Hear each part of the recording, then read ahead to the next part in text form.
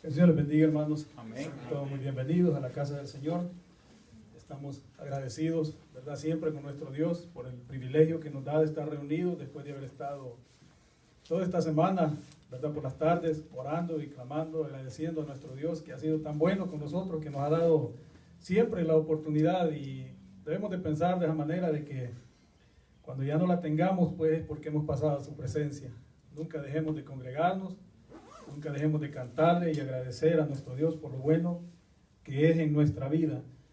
Vamos a dar inicio, hermanos, dando una lectura en el libro de Eclesiastés, capítulo 3. Vamos a leer del versículo 1 al versículo 11, que nos habla, hermanos, del tiempo que nosotros siempre debemos considerar, de que debemos de ponerlo siempre en las manos de Dios. Eclesiastés capítulo 3, me dice amén cuando lo tenga, hermano. Amén. Leemos la palabra en el nombre del Padre, del Hijo y del Espíritu Santo. Y en su letra dice: todo tiene su tiempo, y todo lo que se quiere debajo del cielo tiene su hora. Tiempo de nacer y tiempo de morir, tiempo de plantar y tiempo de arrancar lo plantado, tiempo de matar y tiempo de curar, tiempo de destruir y tiempo de edificar, tiempo de llorar y tiempo de reír, tiempo de endechar y tiempo de bailar, tiempo de esparcir piedras y tiempo de juntar piedras, tiempo de abrazar y tiempo de abstenerse de abrazar, tiempo de buscar y tiempo de perder, tiempo de guardar y tiempo de desechar, tiempo de romper y tiempo de coser, tiempo de callar y tiempo de hablar, tiempo de amar y tiempo de aborrecer, tiempo de guerra y tiempo de paz. ¿Qué provecho tiene el que trabaja de aquello en que se afana? Yo he visto el trabajo que Dios ha dado a los hijos de los hombres para que se ocupen en él. Todo lo hizo hermoso en su tiempo y ha puesto eternidad en el corazón de ellos, sin que alcance el hombre a entender la obra que ha hecho Dios desde el principio hasta el fin. Amén. Hermanos, debemos de sentirnos bendecidos y sabemos, como dice acá, de que nunca vamos a poder entender nosotros esto, hermanos, y debemos de saber, dice acá, de que todo tiene su tiempo, ¿verdad? Todo tiene su tiempo y todo verdadero, ¿verdad?, sabio, estas palabras pues son del rey Salomón. Todo verdadero sabio sabe de que sus tiempos están en las manos de Dios. El rey David, ¿verdad?, en el Salmo capítulo 31, versículo 15, en una declaración de confianza dice: en tu mano están todos mis tiempos. Y eso es lo que nosotros debemos de pensar, hermanos, que nosotros ha sido el Señor quien nos ha hecho sencillo, como dice el versículo 7 del capítulo 19 de Salmos, que dice que la ley de Jehová es perfecta y su testimonio es fiel, que hace sabio al sencillo. Ahora debemos de creer también, pues como repito, de que, como dice acá el mismo versículo 1, que dice que todo lo que se quiere, dice, debajo del cielo tiene su hora. Nosotros sabemos de que hay un tiempo específico para todas nuestras actividades, hermanos. Yo venía meditando y digo yo, ¿qué puedo poner de ejemplo?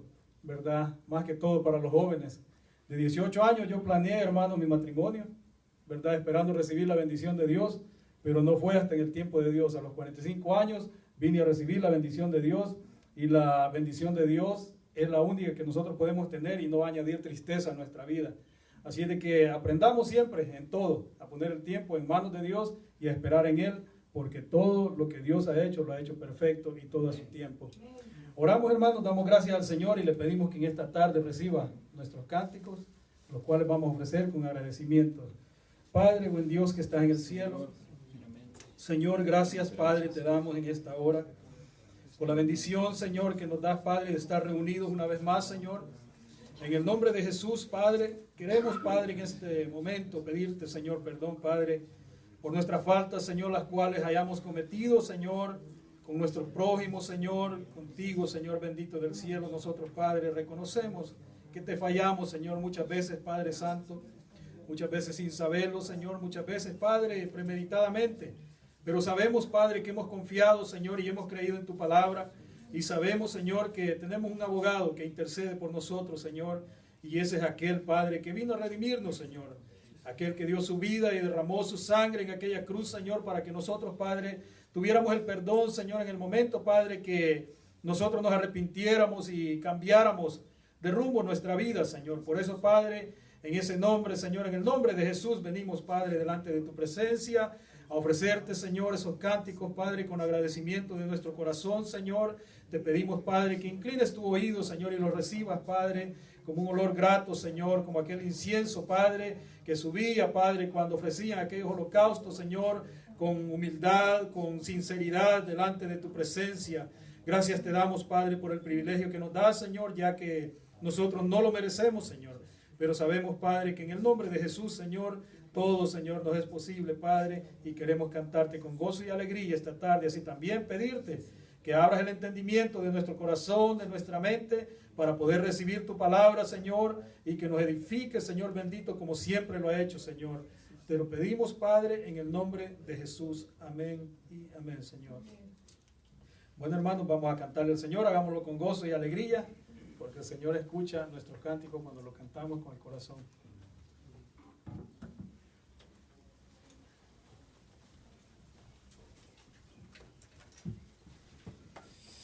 Que el Señor les bendiga, hermanos. Amén. Estamos contentos, ¿verdad?, de estar en la casa del Señor. Amén. Y sobre todo venir a escuchar la palabra del Señor, hermanos. Es un Amén. gozo, una alegría siempre el que de una u otra forma, cuando alguien predica la palabra del Señor, siempre el Señor tiene algo nuevo para nuestra vida. Que lea el mismo versículo, ¿verdad? Sabemos que el Señor siempre nos habla a nuestra vida. Así que vamos a buscar el himno número 171, hermanos. Vamos a cantarle con gozo, con alegría en esta tarde hacia nuestro Dios. 171. Amén.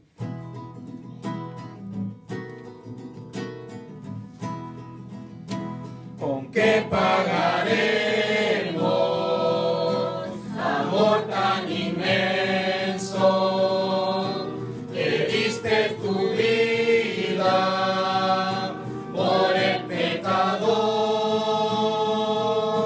En cambio recibe la ofrenda humilde, Señor Jesucristo de mi corazón. La ofrenda humilde, Señor Jesucristo de mi corazón. Y cuando la noche extiende su manto, mis ojos en llanto en ti fijaré, alzando mis ojos, veré las estrellas. Yo sé que tras ellas, cual Padre amoroso, tú velas por mí. Yo sé que tras ellas, cual Padre amoroso, tú velas por mí. No puedo pagarte con oro ni plata el gran sacrificio que hiciste por mí. No tengo que darte por tanto amarme. Recibe este canto mezclado con llanto y mi corazón. Recibe este canto mezclado con llanto y mi corazón. Amén, hermanos. Sabemos Amén. que no hay nada que podamos hacer delante de nuestro Dios, sino solo nuestra obediencia.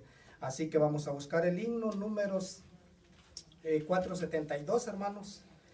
Anhelo trabajar por el Señor.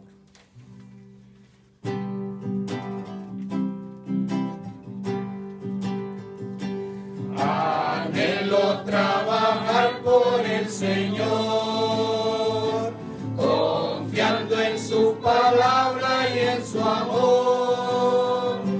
Quiero yo cantar y orar y ocupado siempre estar en la viña del Señor.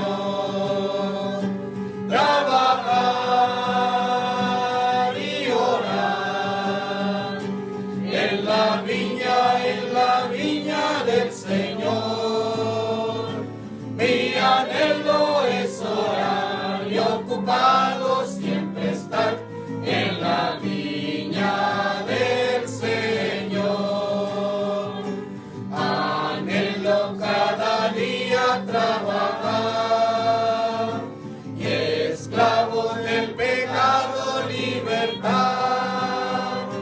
conducirnos a Jesús, nuestra guía, nuestra luz, en la viña del Señor. Trabajar y orar en la viña del Señor. Mi anhelo es orar y ocupado siempre estar en la viña del Señor. Anhelo ser obrero de valor, confiando en el poder del Salvador.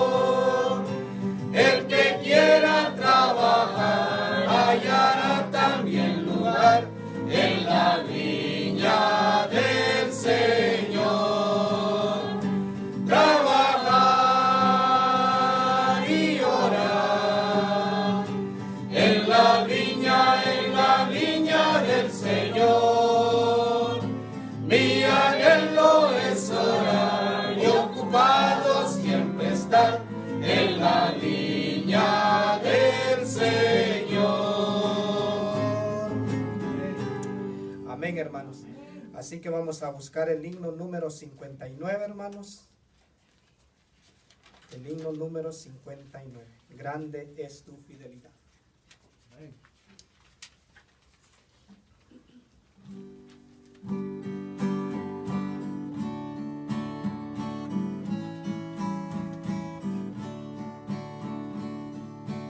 Oh Dios eterno, tu misericordia, ni una sombra de dudas tendrá.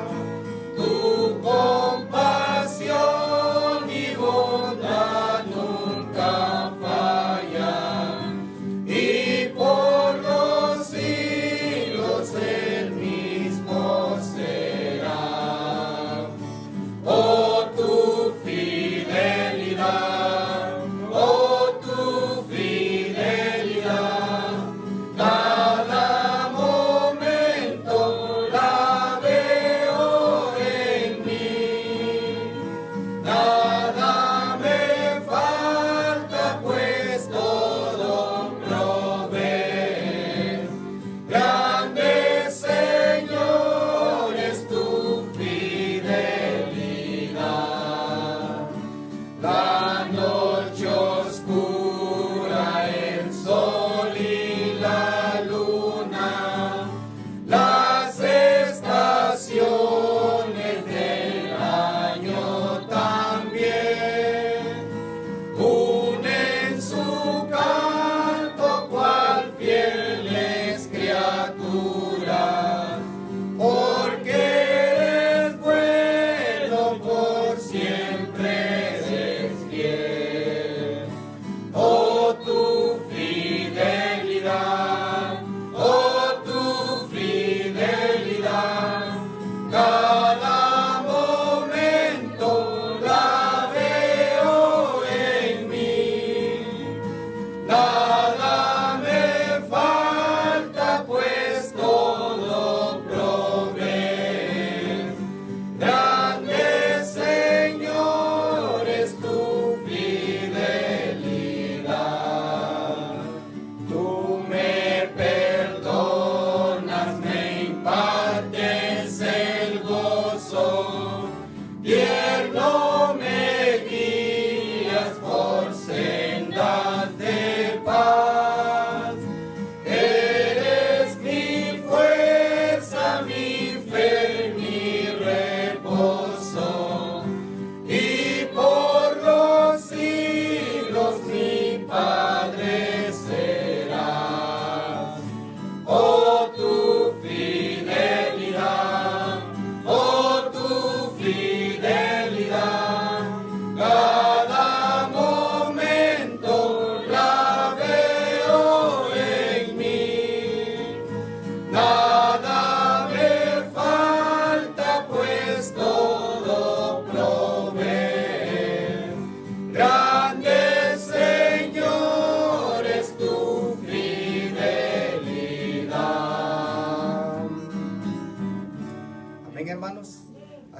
fiel Dios con nosotros, ¿verdad? Que nos ha sostenido hasta este día.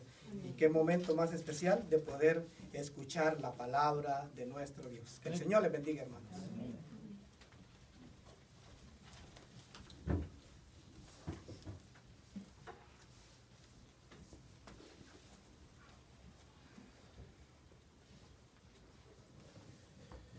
Muy bien, hermanos, buenas noches, que el Señor les bendiga. Amén. Sean todos bienvenidos a la casa del Señor y qué hermoso es cantar ese himno grande, es tu fidelidad, ¿verdad? La única manera de mirar la fidelidad del Señor es cuando miramos atrás nuestra vida y vemos cómo el Señor nos ha sostenido. Amén. Y qué hermoso es cantarle sobre su fidelidad, uno de los atributos del Señor, uno de los características de nuestro gran Señor. Y en esta noche vamos a seguir hablando del Señor y que el Señor nos ayude a poder entender más la palabra del Señor y que nos ayude no solamente a entenderla, sino que podamos vivirla cada día en nuestra vida. Amén, hermanos. Vamos a abrir la palabra del Señor en el libro de Ezequiel, hermanos, el libro de Ezequiel. Ezequiel capítulo 13. Ezequiel capítulo 13, vamos a leer del versículo 1 hasta el versículo 9. Ezequiel capítulo 13, desde el versículo 1 hasta el versículo 9. Amén, hermanos. Muy bien, antes de leer la palabra del Señor, vamos a orarle al Señor y que el Señor nos ayude en esta noche. Amado Dios, una vez más te damos gracias porque eres un Dios bueno. Señor, como dice este himno, Padre Santo, que tu fidelidad es grande y ha sido grande y será grande en nuestras vidas. Señor, gracias porque podemos confiar en esa fidelidad tuya en nuestras vidas y por tu fidelidad estamos aquí en esta tarde, Padre. Por tu amor, tu misericordia estamos aquí con el propósito de conocerte cada día más. Señor, que cualquier situación en nuestra vida podamos depositarlo delante de ti, sabiendo que en tu fidelidad tú nos ayudas. Padre Santo, danos la inteligencia y sabiduría en esta tarde. Oramos en esta noche en Cristo Jesús, nuestro Señor. Amén. Amén. Muy bien, el libro de Ezequiel, capítulo 13, versículo 1 hasta el versículo 9 dice: Vino a mí palabra de Jehová diciendo: Hijo de hombre, profetiza contra los profetas de Israel que profetizan, y di a los que profetizan de su propio corazón: Oíd palabra de Jehová. Así ha dicho Jehová el Señor: Ay de los profetas insensatos, que andan en pos de su propio espíritu y nada han visto. Como sobras en el desierto fueron tus profetas, oh Israel. No habéis subido a las brechas, ni habéis edificado un muro alrededor de la casa de Israel, para que resista firme en la batalla en el día de Jehová. Vieron vanidad de adivinación mentirosa. Dicen: ha dicho Jehová, y Jehová no los envió. Con todo, esperan que Él confirme la palabra de ellos. No habéis visto visión vana, y no habéis dicho adivinación mentirosa, pues que decís: dijo Jehová, no habiendo yo hablado. Por tanto, así ha dicho Jehová el Señor: por cuanto vosotros habéis hablado vanidad y habéis visto mentira, por tanto, he aquí, yo estoy contra vosotros, dice Jehová el Señor. Estará mi mano contra los profetas que ven vanidad y adivinan mentira. No estarán en la congregación de mi pueblo, ni serán inscritos en el libro de la casa de Israel, ni en la tierra de Israel volverán. Y sabréis que yo soy Jehová, el Señor. Amén. Pueden tomar asiento, hermanos. Aquí el Señor está dando un juicio, digámoslo de esta manera, dando un juicio en contra de aquellos profetas falsos, de aquellos hombres que profetizaban o que decían: el Señor me ha dicho esto, y a la final nunca había pasado. ¿Sí? El Señor les está dando un juicio, diciéndoles que el juicio de todo eso será que ellos no podrán regresar a su casa. ¿Por qué? Porque dice, terminando el versículo 9, dice: sabréis que yo soy Jehová, el Señor. ¿Sí? Y eso pasó en el Antiguo Testamento. Eso sucedió en el Antiguo Testamento. Habían hombres que proclamaban decir, yo soy el profeta de Dios.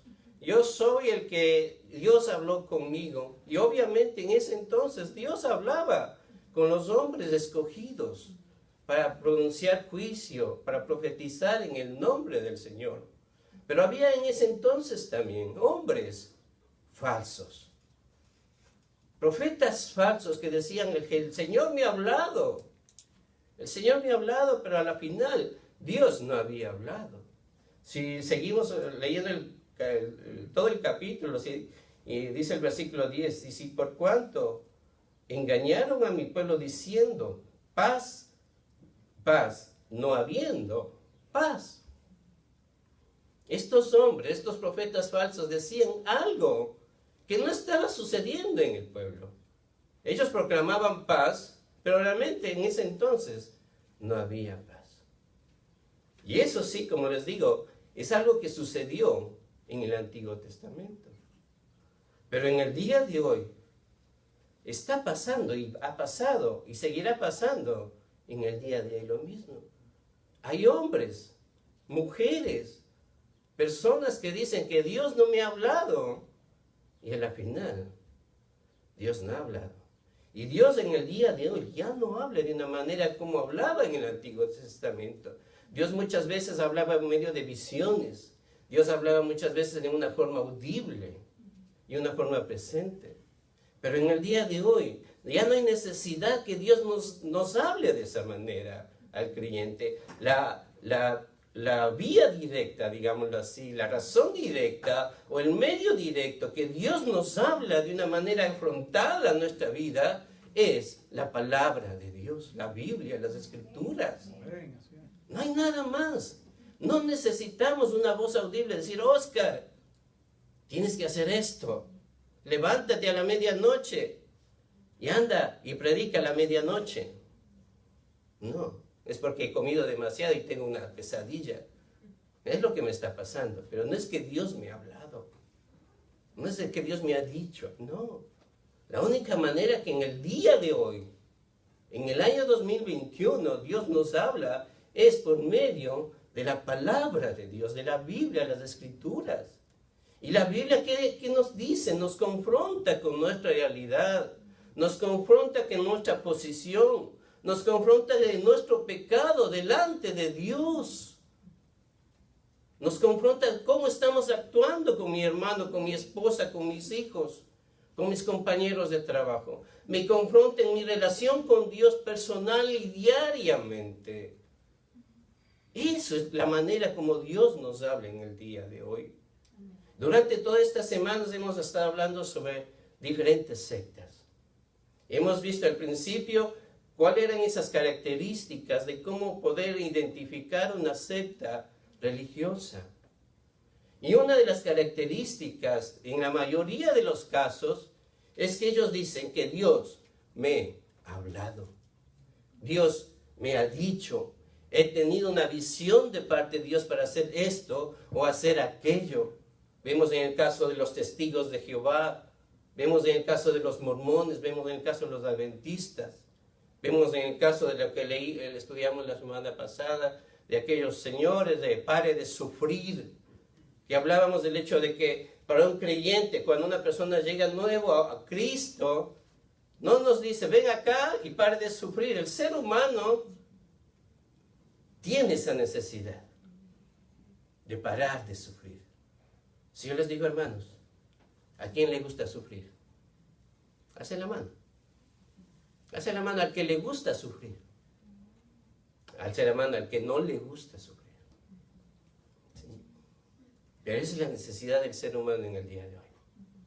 A nadie le gusta sufrir. Y cuando alguien te dice, ven acá y no vas a sufrir, vas a parar de sufrir, la gente va a llegar. ¿Sí? Y eso decíamos la semana pasada y hablábamos de toda esa clase de doctrinas y enseñanzas que tiene esta clase de iglesia. Y en esta noche vamos a hablar de algo un poquito, quizás un poquito diferente, pero también muy parecido a todas las iglesias, o a las llamadas iglesias. En esta noche vamos a estudiar la iglesia del Dios vivo, columna y apoyo de la verdad, llamado la luz del mundo. ¿Quién ha escuchado alguna vez de ellos? ¿Sí? ¿Hay alguien que no ha escuchado de ellos? Le digo.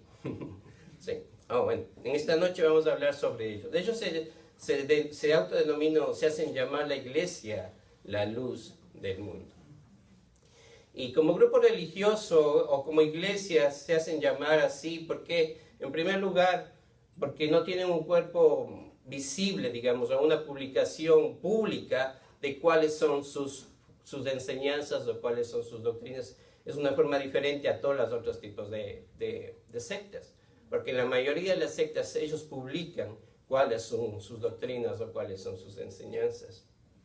A diferencia de otro, sus prácticas tienen mucha similitud o igualdad a las iglesias pentecostales, especialmente hay un tipo de iglesias pentecostales llamadas iglesias unitarias. ¿Y qué son ellos? No tienen en claro o no están de acuerdo con la doctrina de la Trinidad. ¿Sí? Esa es la diferencia con esta iglesia la luz del mundo, a diferencia de las otras sectas. ¿Y cuál es lo que tienen la similitud? En primer lugar, ellos hablan de la apostasía. Creen firmemente y muy fuertemente que su iglesia, la luz del mundo, es la encargada para poder restablecer a la iglesia primitiva, a la iglesia del primer siglo. ¿Sí? Ellos creen que ellos son los encargados. Ellos creen que son los llamados, el grupo especial en la era del día de hoy, en el tiempo de hoy, para restablecer la iglesia del primer siglo, la iglesia primitiva. Que también los testigos de Jehová lo mencionan, los mormones también lo dicen, los adventistas también lo mencionan, que ellos son las iglesias, ya vemos 4 iglesias que dicen lo mismo, que ellas son las encargadas, son las llamadas de parte de Dios para restablecer la iglesia primitiva. Y otra de las características muy similares a cualquier otra secta es que tienen exclusividad en el sentido de que dicen que la salvación se encuentra solamente en ellos. La iglesia, la salvación solamente se encuentra en la iglesia, la luz del mundo. Sabemos que la Biblia no nos enseña eso y vamos a ver más adelante eso. Ahora, esas son las similitudes. Ahora, ¿cuál es la historia de esta iglesia? La historia de esta iglesia, como les digo, se la llama iglesia del Dios vivo, columna y apoyo de la verdad, la luz del mundo. Nació más o menos por un hombre llamado Eusebio Joaquín González, un hombre que es de la ciudad de Jalisco, que nació el 14 de febrero de 1898. Y hay que tomar en cuenta muy clara esta fecha, porque vamos a ver por qué más adelante. Durante sus años, cuando fue creciendo, él se involucró de parte del ejército mexicano para combatir a los rebeldes. Durante unos 4 o 5 años estuvo involucrado en el ejército de México. Después de ese tiempo, se apartó del ejército, tuvo contacto con una iglesia llamada la Iglesia Apostólica de la Fe en Cristo Jesús. Esta iglesia tenía la misma enseñanza del hecho de no creer en la Trinidad. Solo creían en la persona del Señor Jesucristo. Y ellos tienen esa doctrina de solamente bautizarse en el nombre del Señor Jesucristo. No como la palabra de Dios nos enseña, que el bautismo es en el nombre del Padre, del Hijo y del Espíritu Santo.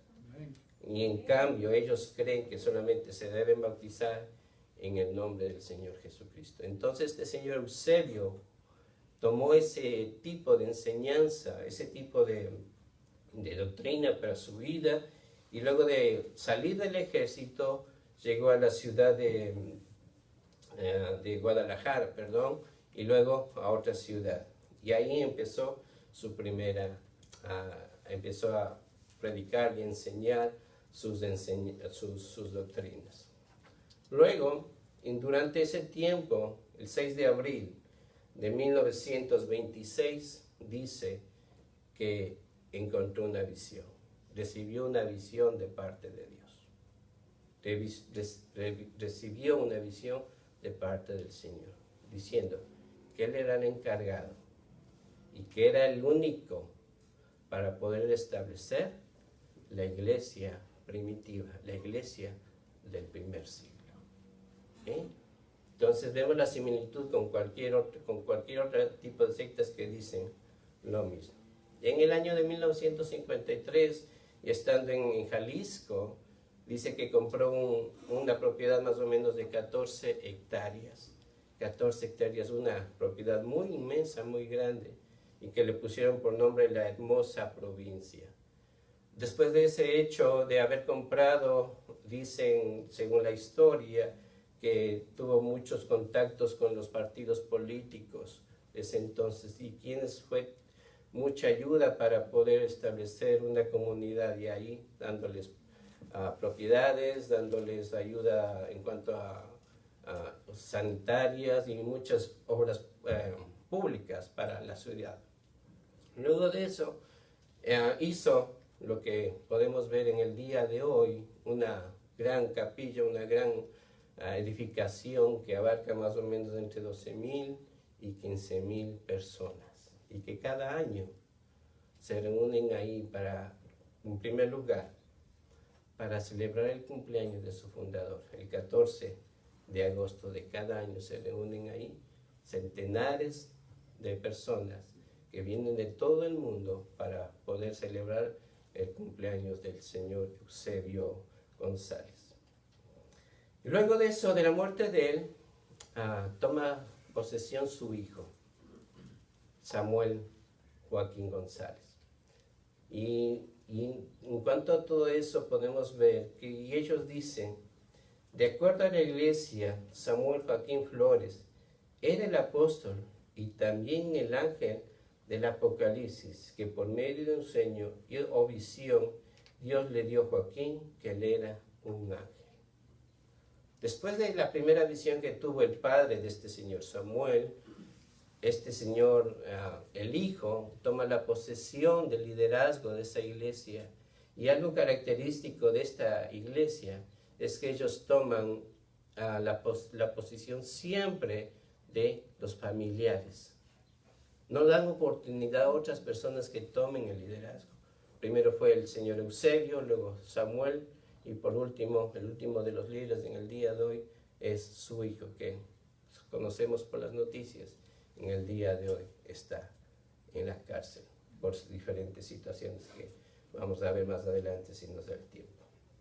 Ahora, dentro de todo eso, esa es la historia. Ahora podemos ver ahora en este momento, cuáles son sus doctrinas y cuáles son sus prácticas de esta iglesia. En primer lugar, consideran que el señor Aarón Joaquín y Samuel son los apóstoles elegidos de parte de Dios para restaurar la iglesia primitiva.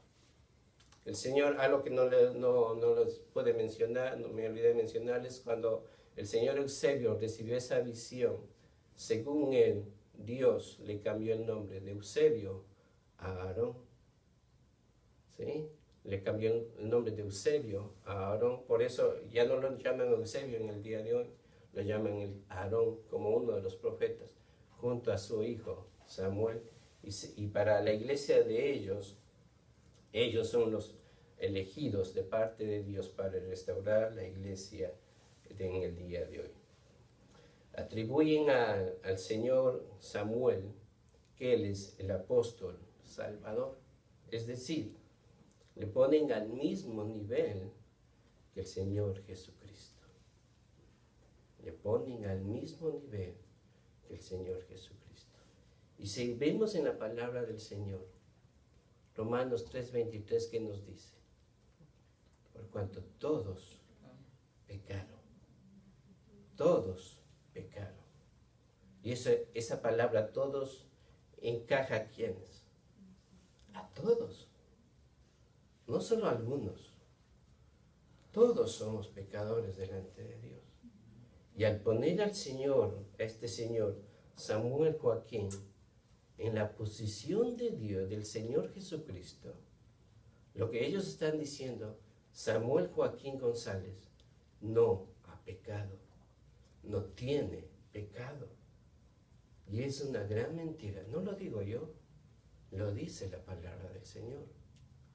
La palabra del Señor dice que todos hemos pecado delante de Dios. Otra de las cosas o otra de las prácticas de esta iglesia es que veneran a su fundador y insisten que el señor Aarón Eusebio nunca murió, sino que él tomó una posición como, o una situación como parecida a la de Enoc. Recordamos que Enoc, él no sufrió la muerte, que fue simplemente el Señor lo arrebató. Y a Aarón le ponen en la misma condición a este señor Aarón, que él no sufrió muerte, ¿sí?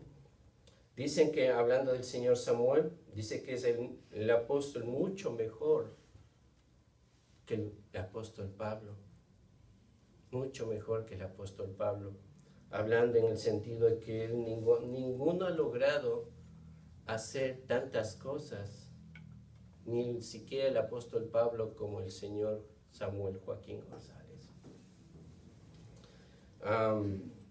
Otra de las cosas que ellos creen, que ellos no creen en la doctrina de la Trinidad, no creen que el Espíritu Santo es una persona. La palabra del Señor mismo nos enseña que el Espíritu Santo tiene personalidad, como ya hemos hablado durante algunos momentos de eso. Vamos a verlo más adelante. Creen también que el bautismo por agua es necesario para la salvación. Es necesario para la salvación. Creen también que el bautismo solo se debe hacer en el nombre del Señor Jesucristo. También tienen un concepto muy legalista y muy fuerte en cuanto a la vida cristiana. En primer lugar, hablando de las mujeres, regulan o controlan mucho la forma de vestir de las mujeres de esta iglesia.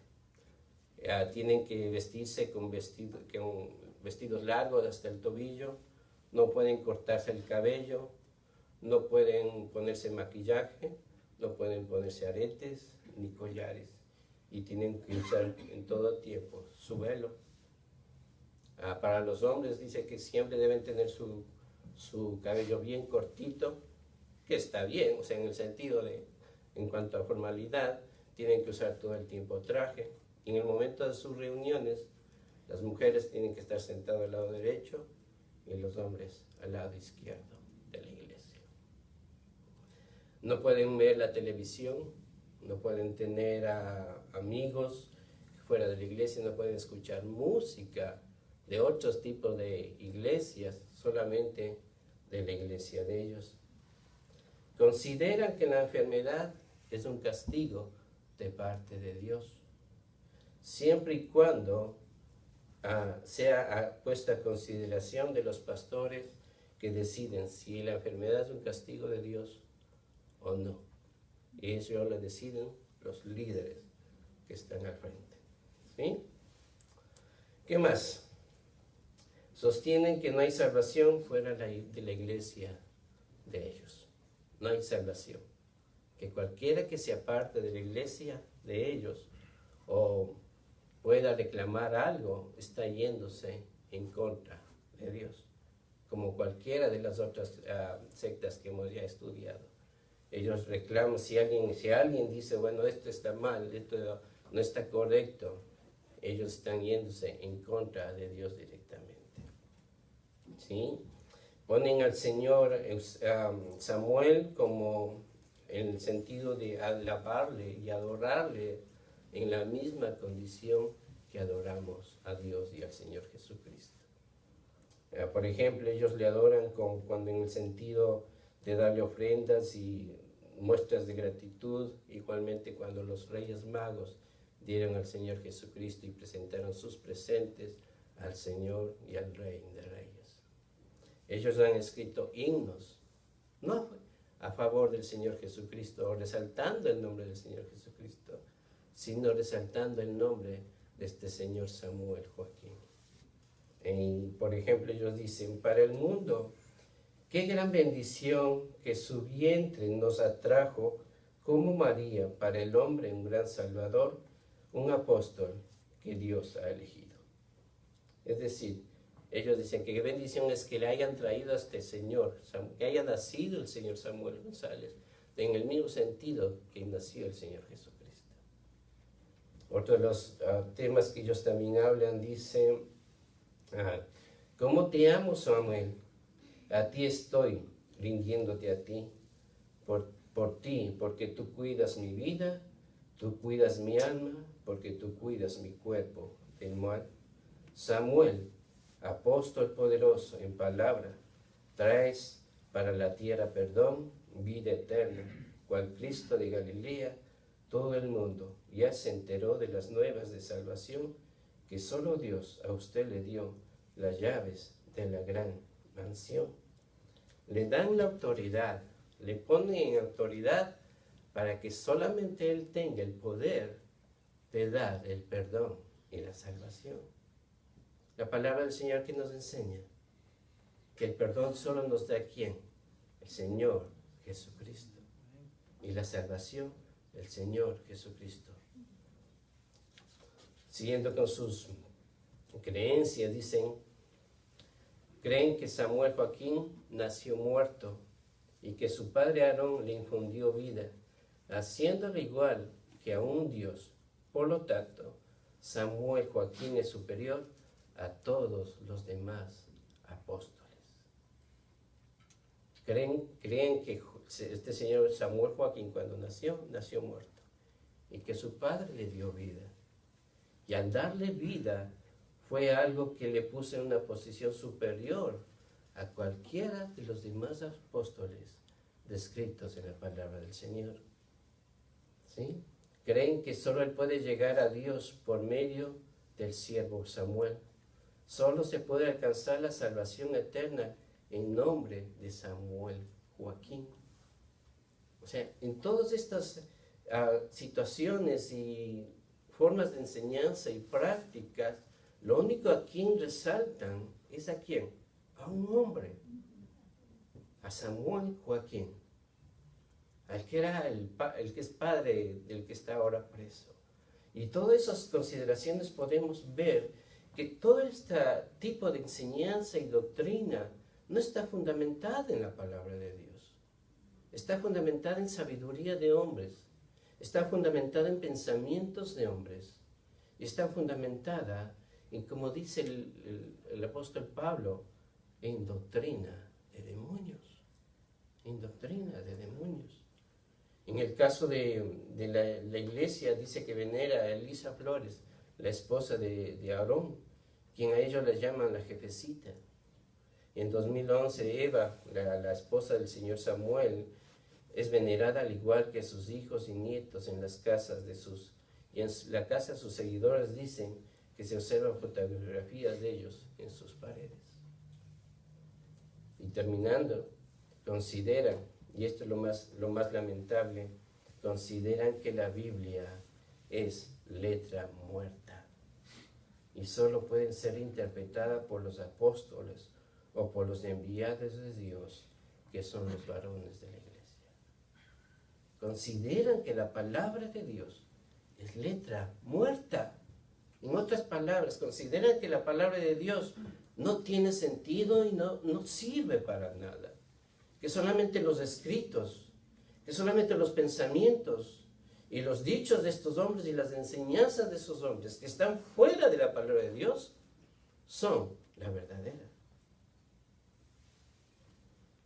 Y terminando con todo eso, después de todas sus enseñanzas, podemos ver, de acuerdo a la historia, vemos muchas controversias en cuanto a podríamos decir, si se consideraban los dioses o los líderes santos y sin pecado y sin ningún problema en su vida, ¿por qué entonces, durante toda esa historia, desde su fundador hasta el nieto que está al día de hoy, han sido considerados problemas morales?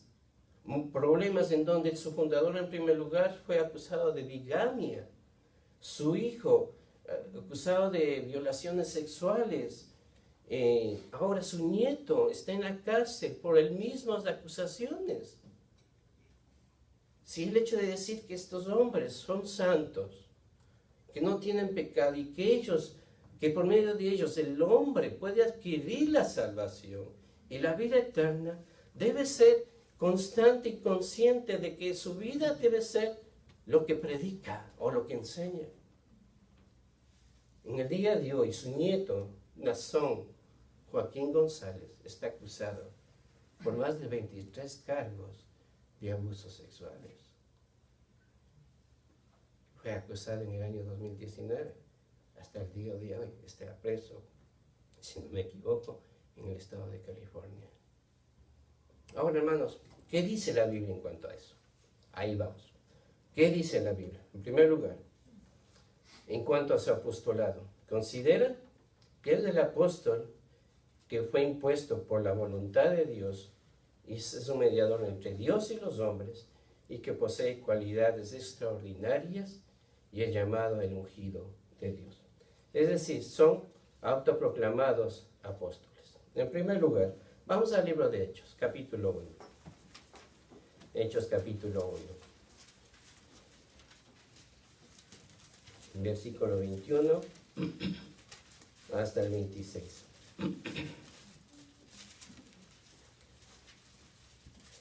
Dice, es necesario pues que de estos hombres que han estado junto con nosotros todo el tiempo que el Señor Jesús entraba y salía entre nosotros, comenzando desde el bautismo de Juan hasta el día en que de entre nosotros fue percibido arriba, uno se ha hecho testigo con nosotros de su resurrección.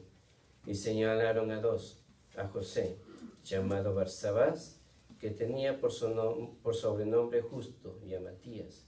Y orando dijeron, tú, Señor, que conoces los corazones de todos, muestras cuál de estos dos has escogido, para que tome parte de este ministerio y apostolado, de que cayó Judas por transgresión para irse a su propio lugar. Les echaron suerte y la suerte cayó sobre Matías y fue contado con los 11 apóstoles. Ahora la pregunta es, ¿en el día de hoy hay apóstoles? No, yo digo que sí, pero falsos. Sí, hay apóstoles, pero falsos. De acuerdo a la palabra de Dios, el mandato que dice que las únicas personas que podían estar o podían tener ese cargo o esa misión de apostolado son aquellos que eran testigos oculares desde el bautismo del Señor Jesucristo hasta su ascensión. Eran los que podían haber visto y estado con el Señor Jesucristo y haber estado con Él. ¿Por qué? Esos apóstoles fueron elegidos ¿por quién? Por el mismo Señor Jesucristo. En el libro de Mateo nos describe, capítulo 10 nos describe cómo el Señor Jesucristo, mientras iba caminando, iba eligiendo a sus apóstoles, aquellos hombres con debilidades, hombres sí con situaciones difíciles, pero que el Señor los usó y que fueron llamados ¿qué? Apóstoles del Señor Jesucristo. En el día de hoy no hay apóstoles, no hay gente que diga, yo pude ver al Señor Jesucristo, yo pude estar, fui testigo de ¿qué? De sus milagros, fui testigo de la obra maravillosa del Señor Jesucristo, fui testigo de su resurrección. ¿Sí? Otra de las cosas que nos enseña que aquellos hombres fueron enviados a predicar la palabra del Señor, ¿sí? Y fueron escogidos de parte de Dios. Por ejemplo, vamos al libro de Efesios capítulo 1, versículo 1. Efesios capítulo 1, versículo 1. Dice, Pablo, apóstol de Jesucristo por la voluntad de Dios, a los santos y fieles en Cristo Jesús que está en Efeso. Aquí el apóstol Pablo nos habla que él es un apóstol de Jesucristo, pero ¿por qué? Por la voluntad de Dios. Por la voluntad de Dios. Ahora, algunos dirán, bueno, es que el apóstol Pablo no estuvo en la resurrección. pero sí fue llamado de parte de Dios. Fue llamado de parte del Señor Jesucristo. Vamos al libro de 1 Corintios capítulo 9. 1 Corintios capítulo 9, versículo 1 y 2. Cuando el apóstol Pablo está hablando de la defensa de su apostolado, dice 1 Corintios capítulo 9, versículo 1 y 2, dice: no soy apóstol, no soy libre, no he visto a Jesús el Señor nuestro, no soy vosotros mi obra en el Señor. Si para otros no soy apóstol, para vosotros ciertamente lo soy, porque el sello de mi apostolado sois vosotros en el Señor. ¿Sí? Y en el libro de Hechos capítulo 9 también podemos ver cuando el apóstol Pablo, Saulo, iba de camino a Damasco en ir persiguiendo a los creyentes, a los cristianos. ¿Quién se le apareció? El Señor Jesucristo. Y por eso el apóstol Pablo dice: ¿acaso no soy apóstol? ¿Acaso no he visto a Jesús el Señor nuestro? Dice: ¿no sois vosotros mi obra en el Señor? Está reafirmando que Él es un apóstol del Señor. Entonces, aquellas personas que dicen ser apóstoles del Señor, o se autoproclaman ser apóstoles de Jesucristo, aquí está la evidencia. Aquí está la prueba. Y si alguien te dice o nos dice: yo soy un apóstol de Jesucristo, muéstrale estos versículos. No le digas: tú no eres. Enséñale la palabra del Señor. Nosotros no lo vamos a convencer con lo que le digamos. El Espíritu Santo va a trabajar en aquellas personas, y si le enseñamos la palabra del Señor, le abrimos las Escrituras y a saber lo que la palabra del Señor puede hacer en aquellas personas. Otra de las cosas en cuanto al apostolado, ellos nunca promovieron su autopromoción de sí mismos. Se proclamaban a sí mismos. ¿Sí? Vamos al libro de 2 Corintios capítulo 4. 2 Corintios capítulo 4, versículo 5. Dice: porque no nos predicamos a nosotros mismos, sino a Jesucristo como Señor, y a nosotros como vuestros siervos, por amor de Jesús.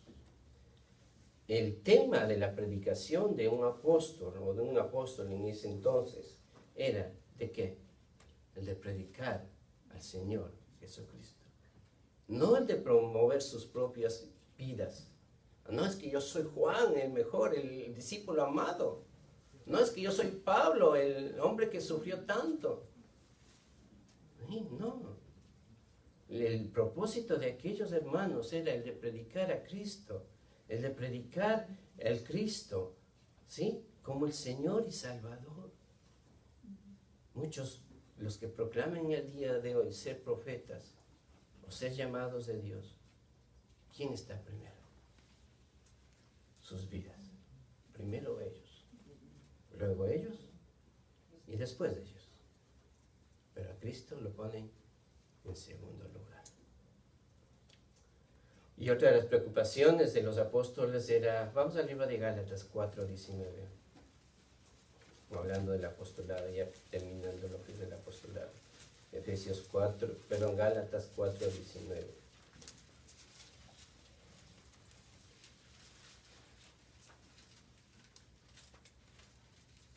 Dice: hijitos míos, por quienes vuelvo a sufrir dolores de parto hasta que Cristo sea formado en vosotros. Quisiera estar con vosotros ahora mismo y cambiar de tono, pues estoy perplejo en cuanto a vosotros. El deseo del apóstol Pablo para los hermanos de Gálatas, ¿cuál era? Que Cristo sea formado en ellos. Que Cristo sea formado en ellos. Que Cristo tome la realidad y la vida de cada uno de ellos. Ese es el deseo del apóstol Pablo y de cualquiera de los hermanos que eran apóstoles en ese entonces. Y ese debe ser el deseo también de cada uno de nosotros. Que Cristo sea formado en cada uno de nosotros. ¿sí? Entonces eso en cuanto a lo que es el apostolado, reconocemos que no solamente aquellas personas que eran testigos oculares desde el bautismo hasta la resurrección del Señor Jesucristo. Creemos que esos hombres fueron escogidos de parte del Señor Jesucristo para una misión especial. Y creemos que no se promueven a sí mismos. Y creemos que su tema de predicación es predicar a Jesucristo y a Jesucristo resucitado. Si alguien nos dice, como digo, nos dice, yo soy un apóstol del Señor Jesucristo, realmente en el día de hoy no hay apóstoles, solamente siervos del Señor, siervos que quieren predicar la palabra del Señor. Muy bien. En cuanto al segundo tema, que ellos creen que ellos son la iglesia escogida de parte de Dios para restaurar la iglesia primitiva, y dicen, si no hay un ungido de Dios, no puede haber una iglesia de Dios. Si no hay un ungido de Dios, no puede haber una iglesia de Dios. Y cada doctrina, el hecho de esta doctrina de restauración, no empezó con este señor Eusebio. Empezó mucho más antes, con muchas de las otras sectas religiosas. Los testigos de Jehová proclamaron lo mismo. Los mormones proclamaron lo mismo. Los adventistas del séptimo día también proclamaron lo mismo, que ellos eran la iglesia especial, escogida de Dios para restaurar la iglesia primitiva. Ahora, si nos ponemos a pensar en este hecho de restaurar, en este hecho de restauración, podemos pensar, para restaurar algo, debe estar dañado algo, ¿verdad? No podemos restaurar algo que está bien. No podemos restaurar algo que está completo. No podemos restaurar algo que está perfecto. Para poder tener esa idea de restauración, debe haber algo que está dañado. Y esa palabra restauración nos habla de una acción de reparar, de renovar algo que está dañado o algo que está deteriorado. Ahora, cualquiera que predique esta doctrina de restauración debe admitir que la iglesia de Jesucristo está dañada. ¿Sí? Si la iglesia, la luz del mundo, predica y enseña que ellos son los encargados, los elegidos de parte de Dios para restaurar la iglesia de Jesucristo, deben admitir que la iglesia de Jesucristo está dañada. Que la iglesia de Jesucristo se ha deteriorado, que la iglesia de Jesucristo necesita restaurarse. Ahora vamos al libro de Mateo, capítulo 16. Mateo, capítulo 16, versículo 18.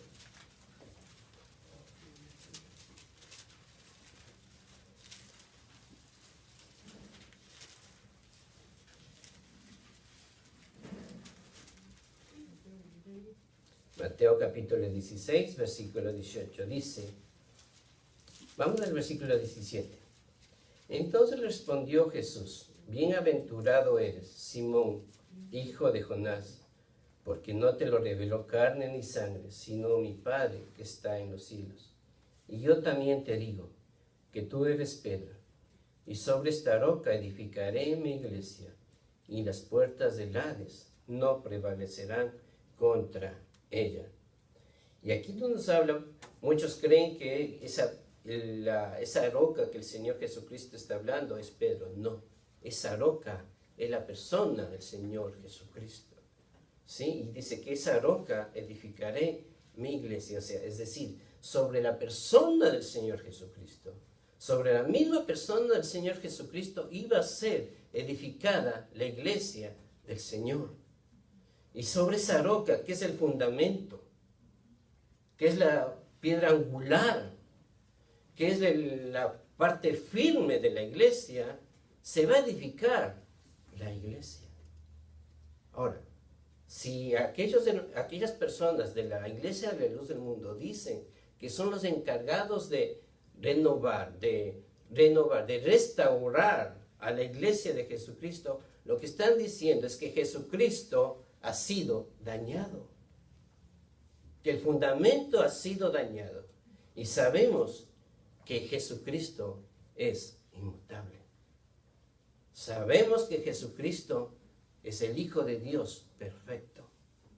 Sabemos que el Hijo de Dios es el eterno Dios. Y si la roca está dañada, eso es imposible. Porque Cristo es perfecto. Y sigue el versículo, dice, y las puertas del Hades no prevalecerán contra ellas. Es decir, que no hay nada, ni nadie que pueda dañar o que pueda quitar, ni el mismo Satanás, ni el mismo enemigo Satanás puede dañar la iglesia de Jesucristo, la iglesia santa de Dios. Luego vamos al libro del capítulo 21, versículo 42 del libro de Mateo. 21, versículo 42. Dice, Jesús les dijo, ¿nunca leíste en las Escrituras la piedra que desecharon los edificadores? ¿Qué dice? Ha venido a ser la cabeza del ángulo.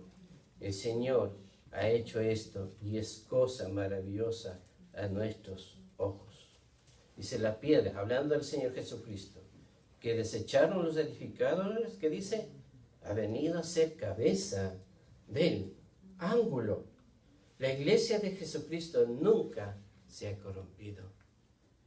La iglesia de Jesucristo nunca ha sido derrotada. Por eso dice que ni las puertas del Hades prevalecerán contra ella, ni el mismo Satanás que quiera dañar y que quiera dañar la iglesia de Jesucristo no se va a poder hacerlo. ¿Por qué?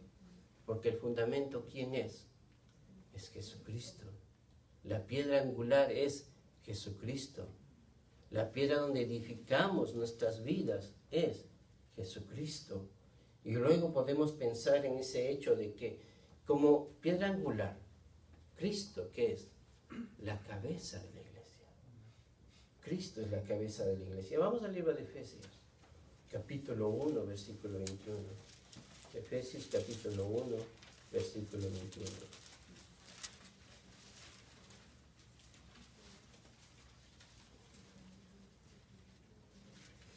Dice, sobre todo principado y autoridad y poder y señorío, y sobre todo nombre que se nombra, no solo en este siglo, sino también en el venidero, y se metió todas las cosas bajo sus pies, y le dio por cabeza sobre todas las cosas a la iglesia, la cual, ¿qué dice? Es su cuerpo, la plenitud de aquel que todo lo llena en todo. ¿Sí? Entonces, la iglesia, la luz del mundo cree que ellos son los encargados de restaurar la iglesia de Jesucristo. Y tienen que reconocer que para restaurar, que la iglesia de Jesucristo está dañada. Pero la palabra de Dios que nos enseña que la iglesia de Jesucristo es perfecta, en el sentido de que hay un fundamento, hay una piedra angular, y esa piedra angular, ¿quién es? Jesucristo. Y que nosotros como iglesia, hablando de la iglesia universal, somos el cuerpo. Y dice, la plenitud de aquel que lo llena en todo. Queridos hermanos, al pensar en ese hecho de la restauración de lo que necesita la iglesia de Jesucristo, debemos confiar en el hecho de que Jesucristo es el fundamento. Jesucristo es la cabeza.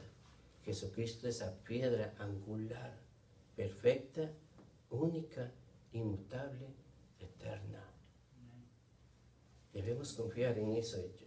Y nosotros como miembros de la iglesia de Jesucristo somos parte del cuerpo de Cristo. Y Él es la cabeza. Y como cabeza, ¿qué hace? Guía, dirige, enseña, reprende, disciplina. Queridos hermanos, esa debe ser nuestra convicción. El hecho de que Cristo es nuestra cabeza. Cristo es nuestro fundamento. ¿Ok? Muy bien. Entonces hemos visto en cuanto a qué dice la Biblia, en cuanto al apostolado, en cuanto al hecho de la restauración, qué dice en cuanto a la salvación. Creen que la salvación, para obtener la salvación, es esencial el bautismo. El bautizarse. Ahora, la Biblia, ¿qué nos enseña en cuanto a eso? En primer lugar, la salvación es por gracia de Dios. Vamos al libro de Romanos capítulo 3, versículo 24. Romanos 3, versículo 24.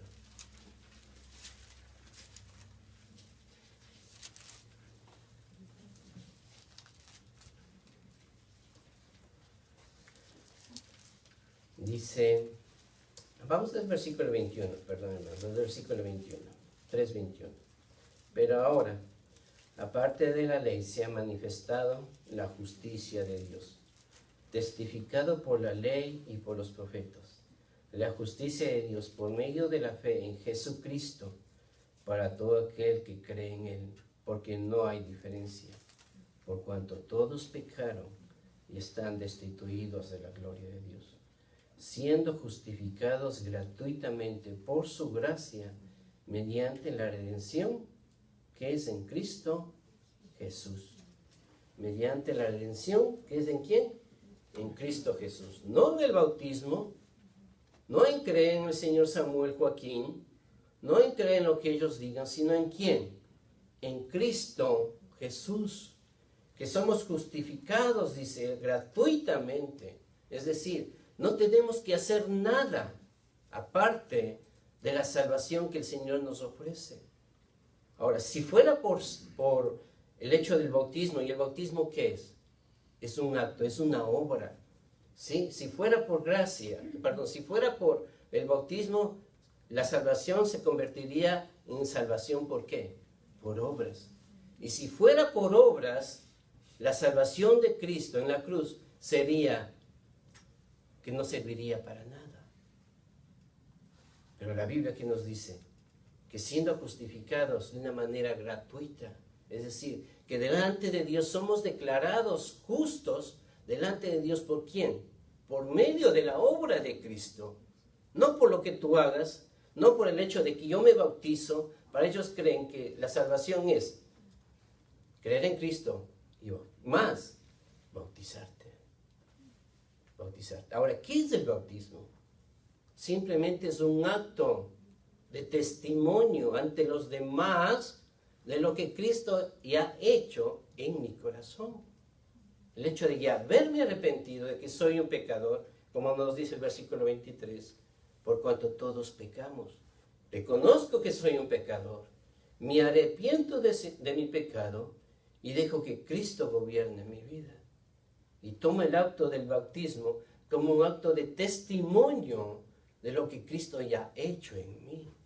El bautismo no me salva. El bautismo no es garantía de que voy a llegar a la eternidad. El bautismo es un acto de obediencia de parte de Dios y me compromiso delante de Dios después de haber ya conocido a Cristo Jesús. El bautismo, la gracia del Señor es el hecho de que somos justificados gratuitamente mediante la redención que es en Cristo Jesús. Ese acto de redención, ese acto que Dios me compró en la condición donde yo estaba, en el mercado del pecado. Dios me sacó de ese mercado y me puso en una nueva y hermosa posición de ser un rebelde, de ser un pecador, de ser un enemigo de Dios. Me cambió de posición y me llamó a ser un hijo de Dios. Un hijo de Dios. ¡Qué hermoso! El hecho de ser un pordiosero en el mundo me llevó a ser un hijo del Rey.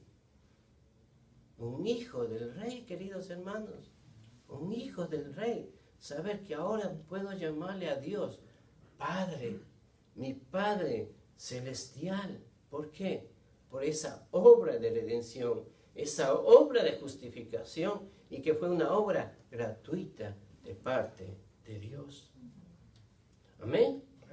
Entonces, de acuerdo a la iglesia, la luz del mundo, el hecho de bautizarse te lleva a la salvación. Pero la palabra de Dios que nos dice que es un acto gratuito de parte de Dios. Vamos al libro de Gálatas, capítulo 2. Gálatas, capítulo 2, versículo 16.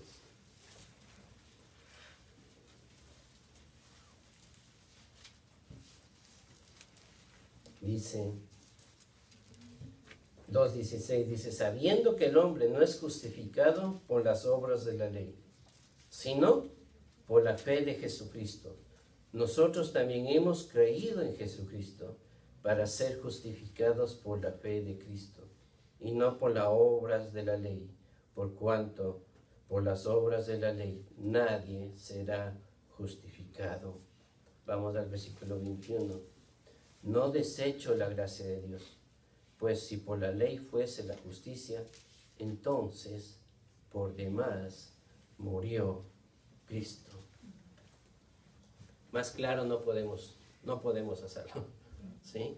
Dice que por la medio de las obras de la ley, ningún ser humano, ninguna persona puede justificarse delante de Dios.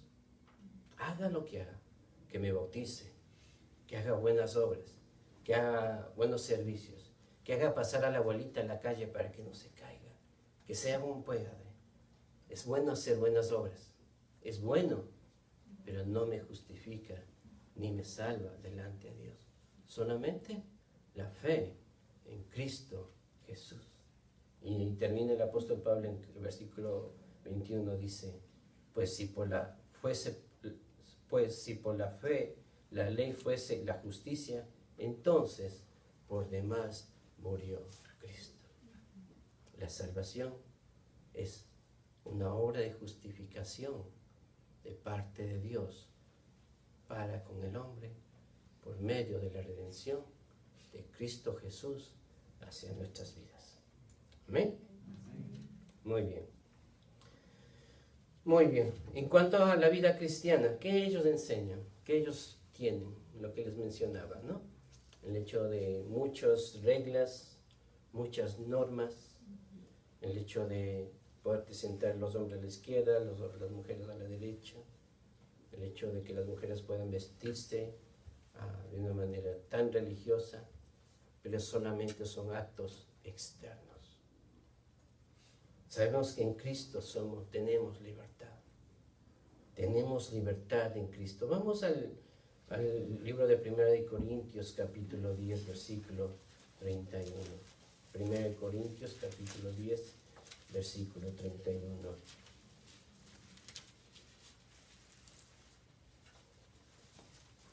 Dice, si pues coméis o bebéis o hacéis otra cosa, hacedlo todo para la gloria de Dios. Si pues coméis o bebéis o hacéis otra cosa, hacedlo para la gloria de Dios. Lo que el Señor nos dice aquí, que todo lo que hagamos en nuestra vida debe ser para darle la gloria a nuestro Señor. Aquí el apóstol Pablo está hablando del hecho de darles a entender a los hermanos de Corinto en cuanto al hecho de comer o no comer el alimento o la carne. Pero el apóstol Pablo le está diciendo que todo lo que hagamos, queridos hermanos, hagámoslo para glorificar el nombre del Señor, no como un acto religioso, no algo que sea externo en nuestras vidas. Somos libres en Cristo. Ahora, con esto no quiero decir que podemos hacer lo que quiera con nuestra vida, ¿no? Que podemos ir a donde quiera que queramos o que nuestro corazón desee, no. Cuidado, no estoy diciendo eso. Somos libres en Cristo, de acuerdo a lo que la palabra de Dios nos enseña. ¿Qué nos dice la palabra del Señor? Que debemos vivir ¿en qué? En santidad delante del Señor.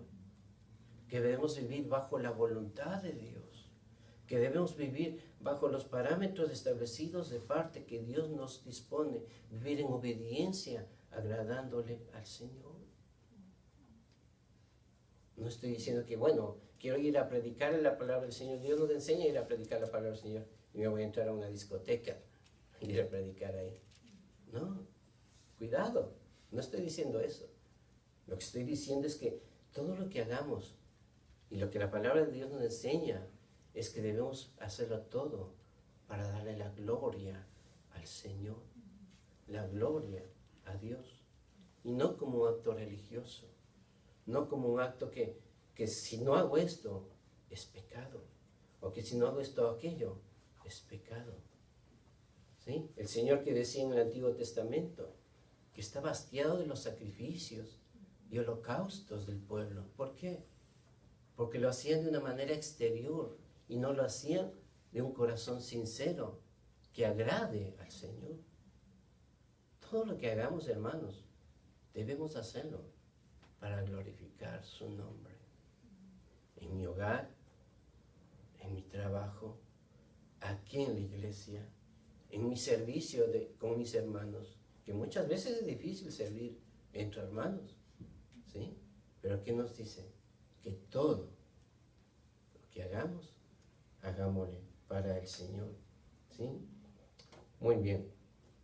Otra de las cosas que también ellos mencionan, que ellos no usan instrumentos musicales para la alabanza. Y creen que Dios no escucha los instrumentos, solamente las voces. Pero la palabra del Señor también nos enseña que podemos usar instrumentos. Aquí en nuestra iglesia usamos guitarras, flauta, y si Dios ve a algunos otros hermanos o muchachos que puedan tocar otro tipo de instrumentos, gracias al Señor. Pero la palabra del Señor te enseña en el Salmo 150, ¿qué nos dice? Salmo 150, versículo del 1 al 6. Dice: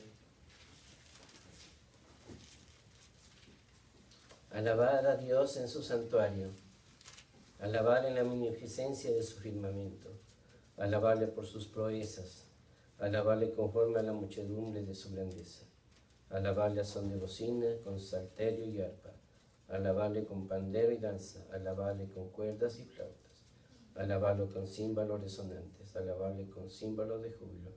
Todo lo que respira, alabe a Jehová. Aleluya. Amén. Muy bien. Ahora, ya terminando, hermanos, quisiera que pensemos en el hecho de que, hablando del hecho de que ellos creen que el señor Samuel Joaquín González, es el hombre elegido de parte de Dios. El hombre elegido de parte de Dios. Y la iglesia, la luz del mundo, le pone en la misma posición que al Señor Jesucristo. Le pone en la misma posición a este hombre, en el sentido de que Él es el que puede redimir los pecados del pueblo. Y que Él es el intermediario o el mediador entre Dios y el hombre. ¿Y quién es el mediador entre Dios y el hombre? Jesucristo. Vamos al libro de 1 Timoteo capítulo 2, versículo 3 al 6. 1 Timoteo capítulo 2.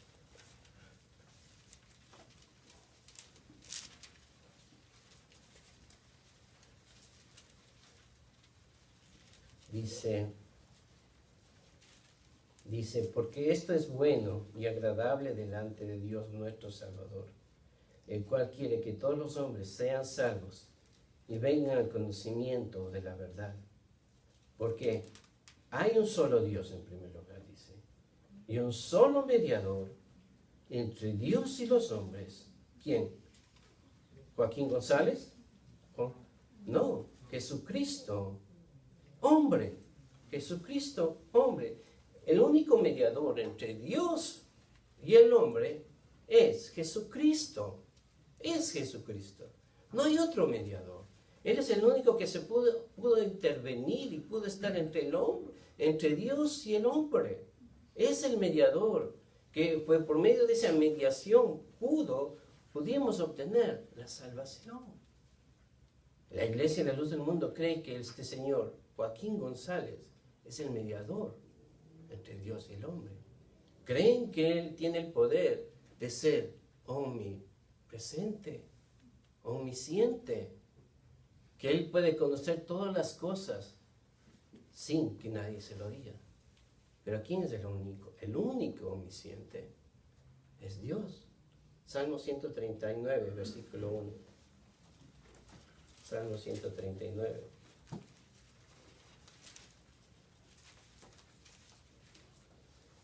¿Qué dice?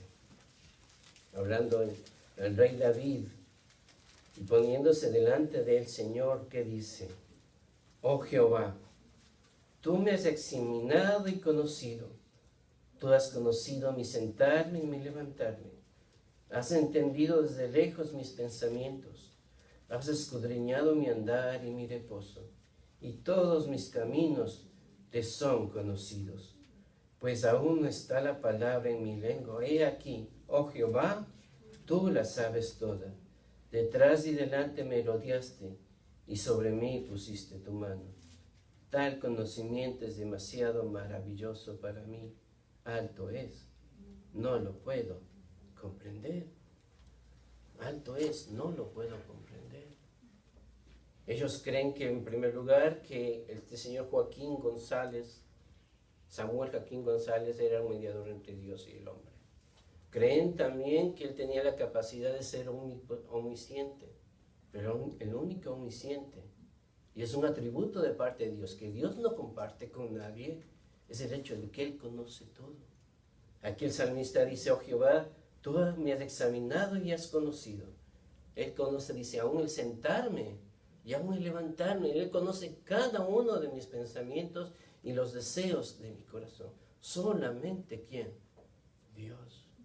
Y ese atributo de omnisciencia, omnipresencia y omnipoder fueron atribuidos también a la persona del Señor Jesucristo cuando estuvo en su condición humana. Él conocía cada pensamiento y cada deseo de aquellas personas que estaban a su alrededor. No había nada escondido para el Señor Jesucristo. Vamos al libro de Isaías, capítulo 42. Perdón que me demore un poquito más, hermano, pero es muy importante poder ver esto. Isaías 42, versículo 8.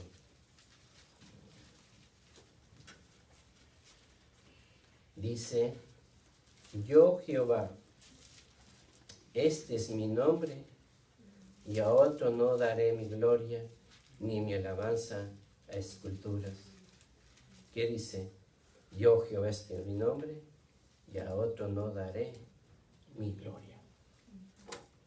Una de las actividades o de las prácticas de esta iglesia es poner en alto el nombre de este señor Samuel.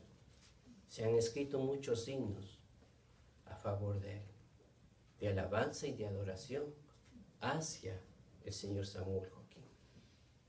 Pero el Señor, ¿qué dice? Yo Jehová, no daré a otro, ¿qué cosa? Mi gloria, ni mi alabanza. Solo Dios y solo el Señor Jesucristo merece toda nuestra alabanza y toda nuestra adoración. Él merece toda la gloria. Él merece toda la gloria. Y Él dice, yo no comparto mi gloria con nadie. Yo no comparto mi gloria con nadie. Y a este señor Samuel le han dado esa posición de ponerle a la misma posición que el Señor Jesucristo. Y por último, en cuanto a la palabra del Señor, dicen que es una letra muerta.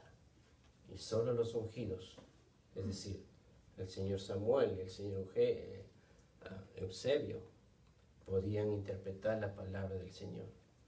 Solo vamos al libro de 1 de Pedro, capítulo 1, versículo 23. 1 de Pedro, capítulo 1, versículo 23.